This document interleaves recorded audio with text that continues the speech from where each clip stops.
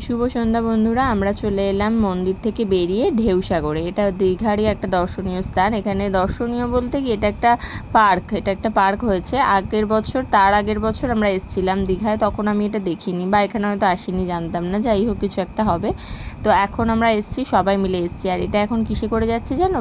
Toy train. পার্কে ঢুকেই toy ট্রেনের টিকিট ছিল, পার্কে ঢোকারও টিকিট লাগে, 20 টাকা করে মাথা পিছু নিয়েছে। আর এই টয় ট্রেনটা একটা টয় ট্রেন এক এক রকম ভাড়া। এটা যেমন 10 টাকা ভাড়া নিয়েছে, মানে এক একজনের। তো এখানে নানা রকম রাইডস আছে, বাচ্চাদেরও আছে, বড়োদেরও আছে। সেগুলো সমস্তটাই টিকিট কেটে কেটে করতে হবে। মানে প্রচণ্ডটাই মানে টাকার ব্যাপার। এখানে টাকা না হলে এই ভিতরটায় গিয়ে কিন্তু কোনো মজা পাবে না। প্রত্যেকটা জিনিসেই কিন্তু টাকা লাগছে। আর তার সাথে সাথে এত ভিড়, মানে মন্দিরেও যেরকম লক্ষ লক্ষ মানুষ গেছে, তেমনি এখানেও প্রচুর মানুষ। আর মানে সেই লেভেলে গরম, মানে মাথা খারাপ হয়ে যাচ্ছে। বাচ্চা নিয়ে এত লোক মিলে, সবাই মিলে ঘোরা।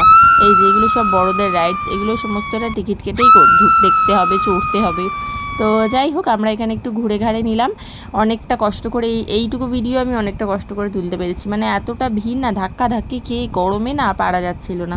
তো সেই কারণে বেশি কিছু ভিডিও করতে পারিনি।